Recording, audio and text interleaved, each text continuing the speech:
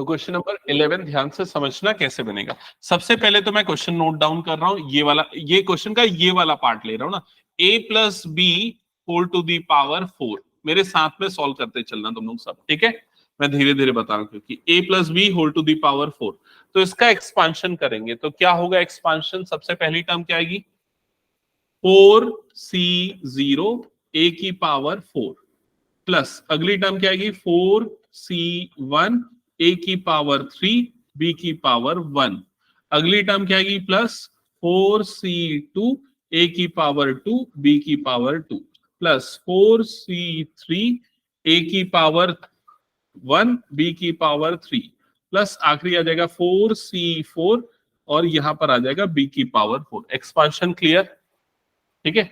अब इसके बाद इसकी वैल्यू निकालेंगे तो 4c0 कितना हो जाता है 1 और यहां पर क्या बचेगा a की पावर 4। 4c1 की वैल्यू कितनी होती है 4 और ये क्या हो जाएगा a cube b plus 4c2 की वैल्यू कितनी होती है 4c2 की वैल्यू कितनी होती है 6। समझ गए ना, 4 इंटू 3 डिवाइडेड बाय 2 इंटू 1, तो ये हो जाएगा 6 और ये हो जाएगा a square b square plus 4c3 की वैल्यू कैलकुलेट करने की जरूरत नहीं है, ये किसके इक्वल होती है पता है ना, 4c1 के इक्वल होगी, ये दोनों सेम होता है। तो इसकी वैल्यू भी कितनी आ जाएगी 4 आ जाएगी। और ये वो पिछले बार भी मैंने बताया था, ये वाली प्रॉपर्टी सिमेट्रिक होते हैं ये वाले। देखो क्या होता है, जैसे अगर 4c3 की वैल्यू निकालोगे ना तो ट्रिक बताया ना, 4 इंटू 3 इंटू 2 तीन बार लिखोगे, फिर ये क्या जाएगा 3 इंटू 2 इंटू 1, तो ये दोनों कट जाएगा तो क्या आएगा वो सेम आएगा 4c1 के बराबर। क्लियर। ये कॉम्बिनेशन में इसको एक प्रॉपर्टी जैसा भी यूज करते हैं, वो भी मैं बता देता हूं, मैं सोचा था उस समय बताऊंगा। वो प्रॉपर्टी ये होती है एनसीआर इज इक्वल टू, वो प्रॉपर्टी होती है NCR is equal to NC N minus R, ये होती है प्रॉपर्टी। जैसे कि 100c2 की वैल्यू किसके बराबर होगी 100c 100 माइनस 2 के, मतलब 100c 98 के बराबर होगी। समझ में आई ये चीज, जो भी n है एनसीआर हो गया तो एनसी एन माइनस आर के बराबर। क्लियर ये, ओके। तो ये वाला पार्ट मैं इरेज कर देता हूं फिलहाल। तो ये सिमेट्रिक आते हैं हमेशा, जैसे कि हमने और भी सारी चीजों में देखा है। ये हो गया, और लास्ट वाली टर्म क्या हो जाएगी plus B raise to power 4। ये किसकी वैल्यू मिल गई है हमको, a plus B whole to the power 4 की वैल्यू। क्या इसमें किसी को कोई डाउट है, नहीं है। तो अभी हमने ये वाला पार्ट कैलकुलेट किया, ये वाला पार्ट। अब हम क्या करेंगे, ये वाला पार्ट कैलकुलेट करेंगे। तो इसको कैलकुलेट करने के लिए फिर से पूरा करने की कोई जरूरत नहीं है। मैंने इसके लिए आपको क्या बताया था शॉर्टकट, जो हाँ जहां पर भी b की पावर ऑड वाली टर्म क्या बन जाएगी नेगेटिव, तो पहला वाला टर्म तो पॉजिटिव, दूसरा वाला टर्म क्या हो जाएगा नेगेटिव, तो -4a3b ये हो जाएगा, प्लस ये वाला टर्म पॉजिटिव होगा, ये वाला टर्म क्या हो जाएगा नेगेटिव हो जाएगा, और ये वाला टर्म क्या हो जाएगा पॉजिटिव हो जाएगा। क्या यहां तक समझ में आ गया। हाँ ये a की पावर 4 है। क्या यहां तक सबको क्लियर है। हाँ क्योंकि यहाँ पर b के सामने माइनस लगा है ना, मतलब b की पावर जहां ऑड आएगी वाला टर्म नेगेटिव हो जाएगा। क्लियर ये चीज, ओके। अब देखो दोनों के बीच में कौन सा साइन लगा हुआ है, इन दोनों के बीच में क्या है माइनस, मतलब हमको दोनों को क्या करना पड़ेगा सब्सट्रैक्ट। तो यहां पर दोनों को सब्सट्रैक्ट करेंगे तो ये बीच में आ गया माइनस, साइन चेंज हो जाता है, ये आ गया माइनस, ये भी क्या हो जाएगा माइनस, ये क्या हो जाएगा प्लस, ये क्या हो जाएगा माइनस, ये क्या हो जाएगा प्लस, और ये क्या हो जाएगा माइनस। क्या ये समझ में आया सभी को। अब ये वाली दोनों टर्म्स देखो कैंसल आउट हो जाएंगी, और कौन सी टर्म कैंसिल आउट होंगी ये वाली दोनों, और कौन सी कैंसिल आउट होंगी लास्ट वाली दोनों। क्लियर। तो क्या बचेगा राइट साइड में, ये दोनों ऐड हो जाएगा, क्या होगा दोनों का एडिशन 8a क्यूब b, और फिर ये दोनों ऐड होंगे, एडिशन क्या बन जाएगा +8ab क्यूब। क्लियर ये चीज। और लेफ्ट साइड में क्या होगा a plus B whole raise to power 4 minus a minus B whole raise to power 4। क्या ये समझ में आया सभी को, ठीक है।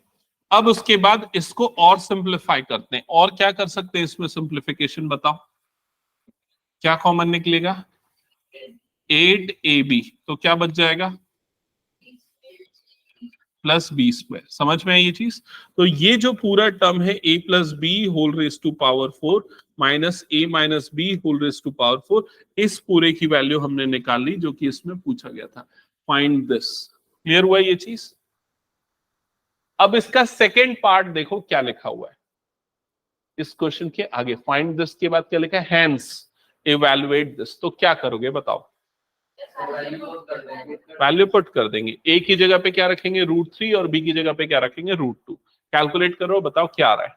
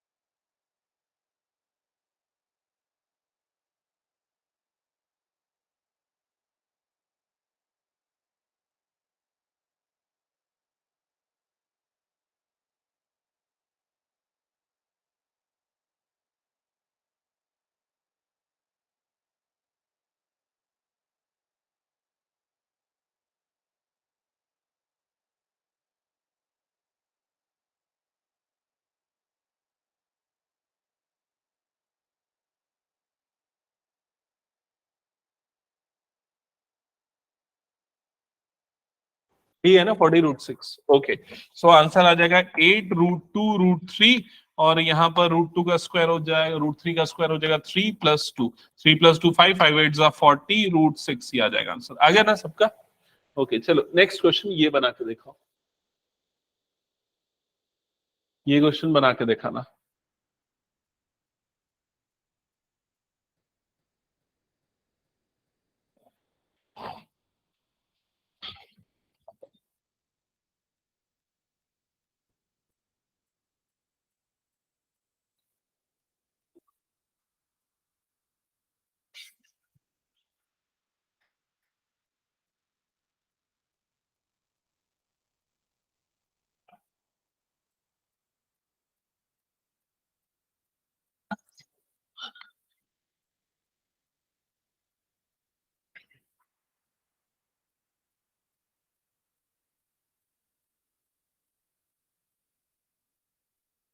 क्या वो आदित्य नहीं बन रहा? इधर आ, सामने बैठी। यहाँ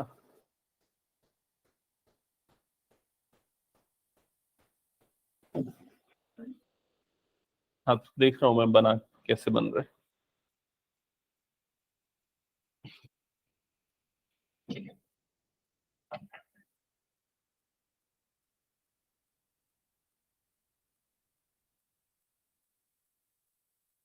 सबसे पहले लेके x+1 whole raise to power 6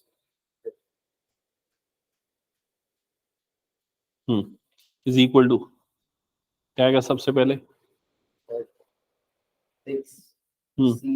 लिख 6c0। फिर ए मतलब क्या है? x की पावर 6 लिख जल्दी। x की पावर 6 प्लस 4 क्यों आएगा? 6 आएगा ना वो।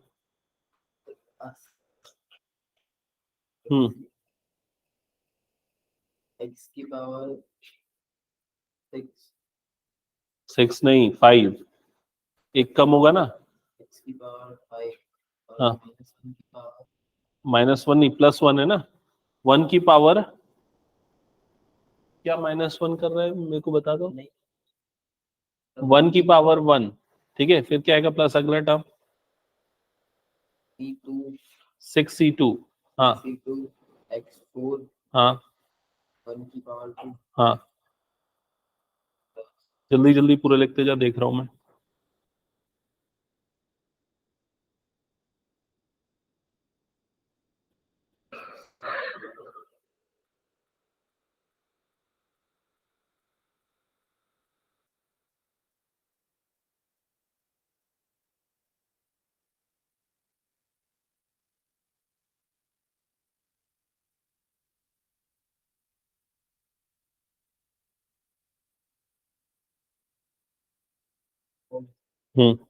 अगर 6c0 की वैल्यू कितनी होती है 1, तो क्या बच जाएगा x की पावर 6 बस बचेगा, ठीक है, प्लस 6c1 की वैल्यू कितनी होती है 61 हम्म 6 हाँ, तो लिख 6 x की पावर 5, ठीक है, प्लस 6c2 की वैल्यू नहीं 6 इंटू 5 डिवाइडेड बाय 2 इंटू 1, 6 5 से कितना हो गया 30 बाय 2, मतलब कितना आ जाएगा 15। समझा ना कैसे निकाल रहा हूँ? हम्म और हम्म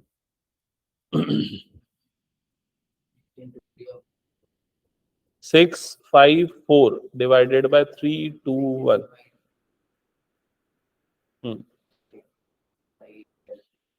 लिख यहाँ पर, ऐसा नहीं चलेगा, इधर रफ में लिख 6 5 4 कितना,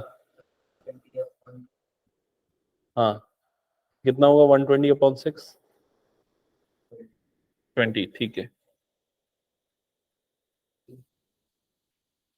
x की पावर 2 हम्म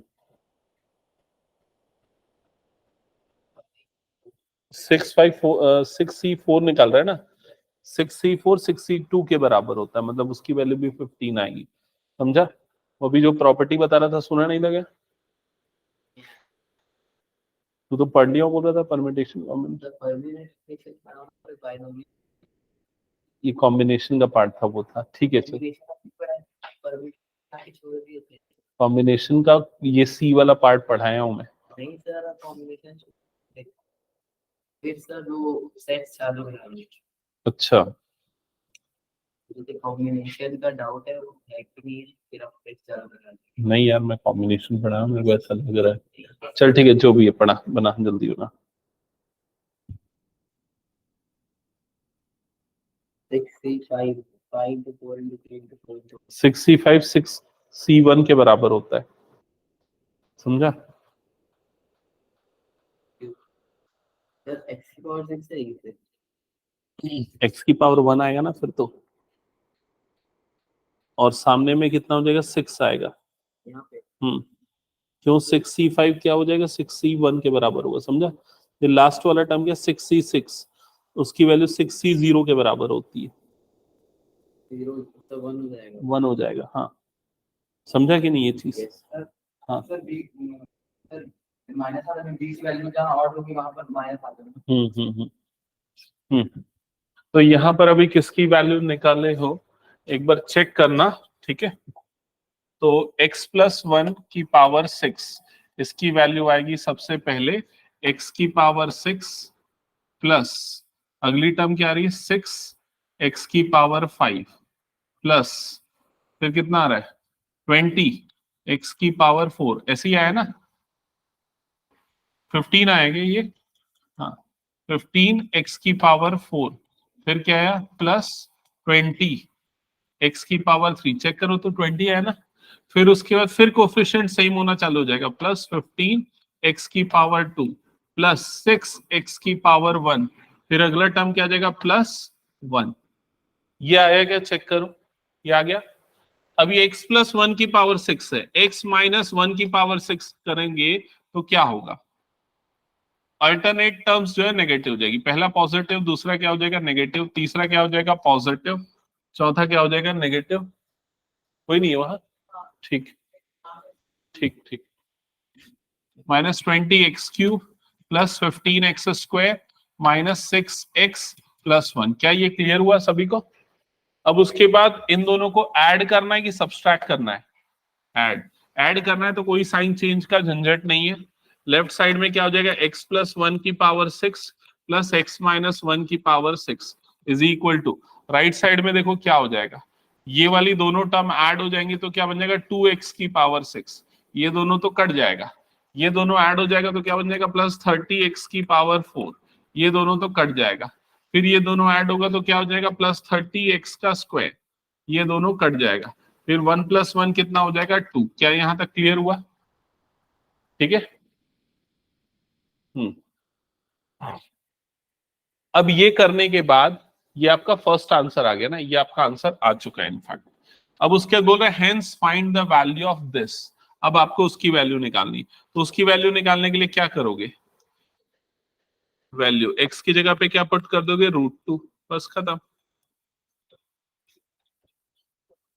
तो ये हो जाएगा 2 इंटू √2 की पावर 6 प्लस 30 इंटू √2 की पावर 4 प्लस 30 इंटू ये भी 30 आ रहा है, हाँ 30 इंटू √2 की पावर 2 प्लस 2। क्लियर हुआ?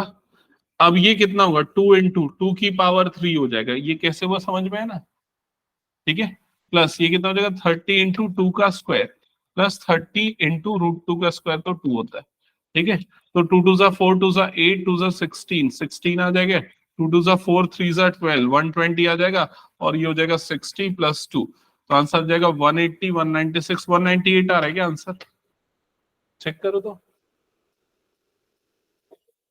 आगे कैलकुलेशन समझ में आया ना?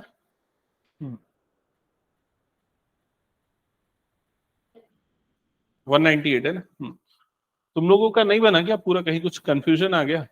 सर समझ में आ गया सर, मैंने x माइनस 1 में 1 की जगह b और तुम लोगों का, तुम लोग क्या करती? वो ऐश्वर्या ने भी वही गलती की है। अच्छा सॉल्व कर रहा था, ठीक है ठीक है। तो ये दोनों क्वेश्चंस ना थोड़े ज्यादा इंपॉर्टेंट इस तरह के पूछे जाते हैं, हटा दो उसको मैं। ओके अब ये क्वेश्चन चेक करते हैं क्या लिखा हुआ है, देखो एक बार पहले क्वेश्चन समझ लो, पढ़ो और समझो। 9 raised to power n plus 1 minus 8n minus 9 is divisible by 64। तो ये जो पूरा टर्म लिखा हुआ है ये 64 से डिवाइड हो सकता है whenever n is positive integer, मतलब n अगर कोई भी पॉजिटिव हो तो ये पूरा 64 से डिवाइड हो सकता है। तो देखो कोई भी नंबर किसी दूसरे नंबर से तब डिवाइड होता है जब उसके फैक्टर हो में वो टर्म आता है। जैसे कि मैं अगर बात करूं 30, तो 30 को मैं क्या लिख सकता हूँ 2 इंटू 15, मतलब 32 से भी डिवाइड हो सकता है और 15 से भी। मैं क्या लिख सकता हूँ उसको 3 इंटू 10, मतलब 3 से और 10 से डिवाइड हो सकता है। मैं इसको लिख सकता हूँ 6 इंटू 5, मतलब 6 और 5 से डिवाइड हो सकता है। समझ रहे हो ना? तो किसी भी नंबर के जो जो फैक्टर है वो नंबर उन सभी से डिवाइड हो सकता है। ये क्लियर? तो अगर हमको ये प्रूव करना है कि ये नंबर, ये पूरा नंबर 64 से डिवाइड हो सकता है, तो हमको ये बताना पड़ेगा कि 64 उसका एक फैक्टर है। क्लियर ये चीज? तो उसके लिए हम कैलकुलेशन स्टार्ट करेंगे। सबसे पहले लिख देते हैं ये पूरा टर्म 9 की power n plus 1 minus 8n minus 9, ठीक है। अब क्या कर सकते हैं, इसका तो कुछ नहीं कर सकते, जो भी कर सकते हैं वो इसका कर सकते हैं, क्योंकि बायनोमियल एक्सपेंशन इसमें लग सकता है। तो इसमें लगने के लिए बायनोमियल चाहिए, मतलब दो टर्म चाहिए, तो इसको दो टर्म में ब्रेक करना पड़ेगा। तो किस में ब्रेक करेंगे, किस में ब्रेक करेंगे? इसको ब्रेक करेंगे 1 प्लस 8 में। क्यों 1 प्लस 8 में करेंगे? एक तो 1 में आसानी होगी और दूसरा 8 का जो स्क्वायर होता है वो कितना होता है 64। समझ गए ना ये चीज? तो दोनों काम हो जाएंगे इसमें। अब 1 प्लस 8 की पावर ये है n प्लस 1, तो बायनोमियल एक्सपांशन करते हैं। तो बायनोमियल एक्सपांशन में सबसे पहली टर्म क्या आती है? nc0। अब यहाँ n नहीं है, यहाँ पर क्या है n प्लस 1, तो क्या आएगी पहली टर्म n प्लस 1 c0, ऐसे ही आएगी। फिर क्या आता है a की पावर n, तो भाई ये 1 है, 1 की पावर कुछ भी हो हमको कोई फर्क नहीं पड़ता, तो हम उसको नहीं लिखेंगे, ठीक है। फिर प्लस दूसरी टर्म क्या आती है बताओ? n प्लस 1 c1, ऐसे ही होगा। फिर उसके क्या आएगा a की पावर जो भी है एक कम हो जाएगा, तो 1 की पावर कुछ भी है, फर्स्ट टर्म को तो मैं छोड़ ही दे रहा हूं, और यहाँ पर सेकेंड टर्म 8 की पावर में क्या आ जाएगा 1। क्या ये समझ में आ रहा है आदित्य? अगला टर्म बता दो फिर। प्लस n प्लस 1 C2 8 की पावर 2, क्लियर हुआ ये चीज। प्लस अगला टर्म क्या आ जाएगा n प्लस 1 C3 और 8 की पावर क्या हो जाएगा 3। ऐसा करते हुए बहुत सारी टर्म आने वाली, मैं पूरी टर्म तो नहीं लिख सकता, यहां पर उसको आखिरी टर्म लिख देता हूं। आखिरी टर्म बताओ तो क्या आएगी, n plus 1 C n plus 1 और 8 की पावर क्या आ जाएगा n प्लस 1। 8 तो सेकेंड टर्म है ना, उसकी पावर बढ़ रही है तो n प्लस 1 आएगा, क्लियर ये चीज। तो ये पूरा जो है ना पहले वाले का एक्सपांशन होगा। फिर उसके बाद ये वाली टर्म्स आएंगी, कौन सी टर्म, -8n -9, तो यहां पर लिखेंगे -8n -9। क्या ये क्लियर हुआ सभी को? हाँ। अब उसके बाद आते हैं इस टर्म पे, तो बताओ इसकी वैल्यू कितनी होती है, n प्लस 1 C0 1, इसकी वैल्यू क्या हो जाएगी 1, प्लस इसकी वैल्यू कितनी होगी n प्लस 1, करेक्ट, इसकी वैल्यू हो जाएगी n प्लस 1 और इनटू यहां पर क्या लिखा हुआ है 8, प्लस इन सब से मुझे कोई ज्यादा मतलब नहीं है। क्यों मतलब नहीं है? क्योंकि इन सब में 8 की पावर 2 और उससे बड़ी पावर वाली टर्म आ रही है। इससे हमें क्या फायदा होगा, इन सब से 8 स्क्वायर कॉमन निकल जाएगा और 8 स्क्वायर कितना होता है 64, और जैसे मैंने बोला ना 64 का फैक्टर चाहिए हमको, तो 64 यहां से तो कॉमन निकल जाएगा। तो इसमें मैं कोई सिंप्लीफिकेशन नहीं करूंगा, बाकी सारी term as it is copy कर दी जाएगी, ठीक है। इवन ये भी पूरा कॉपी कर देंगे। अच्छा चलो ठीक है, ये पूरा एज इट इज कॉपी हो गया, ठीक है, यहाँ तक क्लियर। अब उसके बाद यहां से यहां तक कॉपी हुआ, यहां पर -8n -9 को एक बार फिर से लिख देते ताकि कंफ्यूजन ना हो। ओके, अब उसके बाद देखो मैं ब्रैकेट ओपन कर देता हूं, ब्रैकेट ओपन होगा तो ये 1 प्लस ये क्या बन जाएगा 8n प्लस ये क्या हो जाएगा 8। क्या ये क्लियर हुआ? और ये बाकी जो टर्म्स थी ना, ये पूरी टर्म्स जो मैं बता रहा था, इन सभी में से मैं 8 स्क्वायर को निकाल देता हूं कॉमन, इन सभी में से। तो अगर 8 स्क्वायर इसमें से कॉमन निकलेगा तो यहां पर क्या बच जाएगा n प्लस 1 C2, यही बचेगा। अगली टर्म में क्या बच जाएगा n प्लस 1 C3 8, अगले में ऐसा करते हुए, और आखिरी वाले में क्या बच जाएगा n plus 1 C n plus 1 और 8 की पावर क्या बचेगा 8 की पावर में नहीं, 8 स्क्वायर कॉमन निकाल दिया ना मैं, तो उसकी पावर में 2 कम हो जाएगा, n माइनस 1 ये बच जाएगा ना, n प्लस 1 माइनस 2 मतलब n प्लस 1 ये बच जाएगा। और आखिरी में क्या लिखा हुआ था -8n -9, ऐसे ही था। अब चेक करो, ये वाला +8n और ये वाला -8n कट जाएगा, ये वाला 8 प्लस 1 कितना हो गया दोनों मिलके 9, ये 9 और ये -9 कट जाएगा। तो जो बचा उसमें आपको 8 स्क्वायर दिख रहा है, मतलब क्या दिख रहा है 64, और ब्रैकेट के अंदर में बहुत सारी कुछ टर्म्स है, उससे हमको कोई मतलब नहीं। इसमें 64 उसका फैक्टर है, मतलब ये 64 से डिविजिबल है। समझ में आया ये चीज? That's it. ऐसे ही ना एक क्वेश्चन पीएमआई में भी है, पीएमआई डिलीट हो गया ना शायद तुम लोगों का, प्रिंसिपल ऑफ मैथमेटिकल इंडक्शन एक चैप्टर है, पढ़ा दूंगा, इसको तो पढ़ाऊंगा, इसके में है पीएमआई एक चैप्टर है प्रिंसिपल ऑफ मैथमेटिकल इंडक्शन, पुराने बुक में था वो पहले।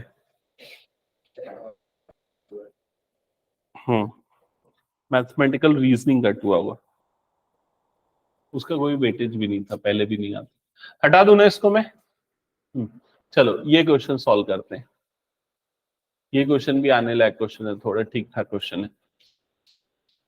देखो क्या बोल रहा है इसमें, प्रूव दैट दिस, इस पूरे की value 4 to the power n के बराबर है, ठीक है। तो सबसे पहले ना तुम लोगों को एक चीज ये ध्यान में रखनी है कि a प्लस बी की पावर n का एक्सपांशन क्या होता है, क्या होता है nc0 a की power n plus nc1 a की power n minus 1 b plus nc2 a की power n minus 2 b square and so on. ये हमने पिछले बार भी किया हुआ है, ncn a की a तो नहीं आएगा, b की पावर क्या बन जाएगा n, क्लियर। ये सामने लिखा रहेगा ना तो बड़े आसानी से समझ में आएगा इसका प्रूफ। तो सबसे पहले हम ले लेते हैं LHS लेफ्ट हैंड साइड। तो लेफ्ट हैंड साइड में क्या लिखा हुआ है, summation R is equal to 0 से लेके n 3 की power R n C R, ऐसा लिखा हुआ है। तो सबसे पहला काम मैं क्या करता हूं, देखो मैं इसमें ना बस इतना चेंज कर रहा हूं, R की पावर 0 ये हो गया n, यहां पर ना मैं NCR को पहले लिख दे रहा हूं और 3 की पावर n को मैं बाद में लिख दे रहा हूं। ये लिखने के पीछे और कोई ज्यादा उद्देश्य नहीं है, बस ये है कि देखो C वाली टर्म जो है वो पहले आती है एक्सपेंशन में। हाँ R है क्या, अच्छा ठीक है, करेक्शन। समेशन का मतलब बस अभी बता रहा हूं इस स्टेप के बाद। 3 की पावर R, ये 3 की पावर R, ठीक है। ये अरे समेशन कहीं भी लगता है, ऐसा कोई स्टैटिस्टिक्स में लगेगा ऐसा जरूरी नहीं। समेशन का मतलब है एडिशन। अब एडिशन कैसे होगा, एडिशन यहां पर लिखा R 0 डालो, फिर लिख दो टर्म जो आएगी। तो R अगर मैं 0 डालूंगा तो टर्म क्या आ जाएगी, NC0 3 की पावर 0, ऐसे ही आएगी टर्म। फिर लगा दो प्लस, अब R की वैल्यू एक बढ़ा दो, तो R की अगली वैल्यू क्या हो जाएगी 1। R की वैल्यू 1 डालूंगा तो क्या हो जाएगा NC1 3 की पावर 1, फिर प्लस, अब R की अगली वैल्यू डाल दो 2, तो क्या हो जाएगा NC2 3 की पावर 2। ऐसा करते हुए R की वैल्यू कहां तक जाएगी, n तक, तो आखिरी टर्म क्या हो जाएगी NCN 3 की पावर n। समझ में आई ये चीज, मतलब समेशन का मतलब होता है कि ये वाली वैल्यू रखते जाओ और प्लस लगा के बढ़ाते हुए यहां तक जाओ। क्लियर हुआ ये चीज। अगर 0 से लेके 10 लिखा होता तो R0 रखते, प्लस R1 रखते, प्लस R2 रखते। क्लियर हो गया ये, ओके। अब इसके बाद ना इसको कंपेयर करो, इन दोनों को कंपेयर करो, ये वाले एक्सपांशन को कंपेयर करो और ये वाले टर्म को कंपेयर करो।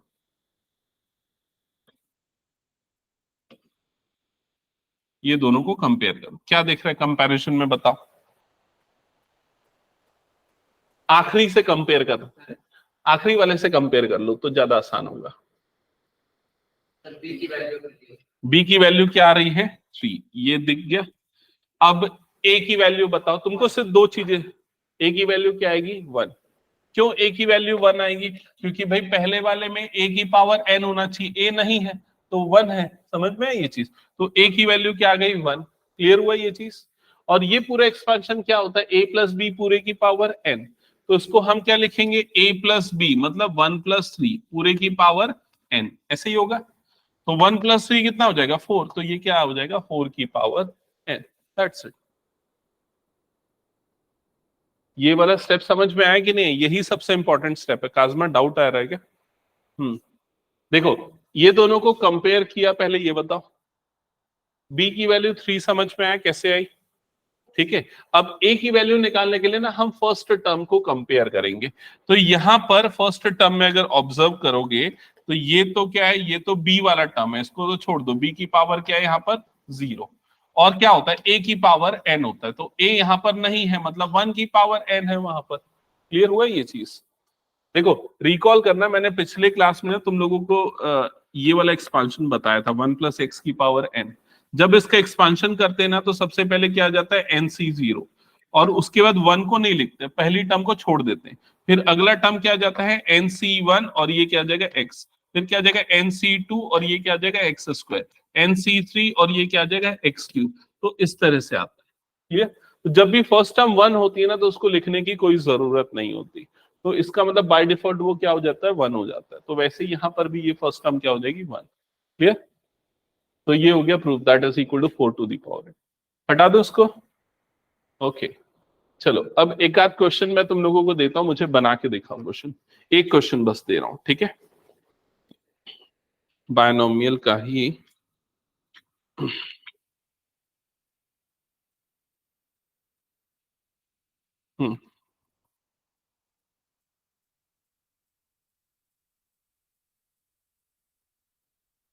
क्वेश्चन है evaluate √3 plus √2 whole to the power 6 minus √3 minus √2 whole to the power 6। बस यही है, इवेलुएट दिस। हाँ ये जो बनाए थे वही थोड़ी नहीं, अलग है ना। हाँ ये मिसलेनियस का क्वेश्चन दिया हूं मैं, मिसलेनियस का क्वेश्चन है।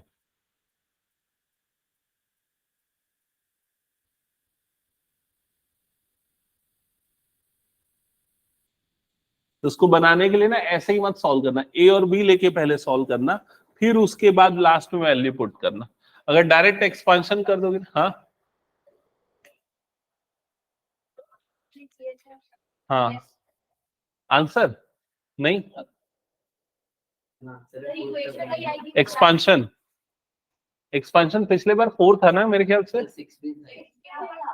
लेकिन वो उसमें अलग था क्वेश्चन, उसमें x+1 था, उसमें सेकेंड टर्म 1 हो रही थी। तो वो पूरा हाँ उसमें 1 को हटा देते थे हम, लेकिन यहाँ 1 की जगह पे b रखना पड़ेगा ना।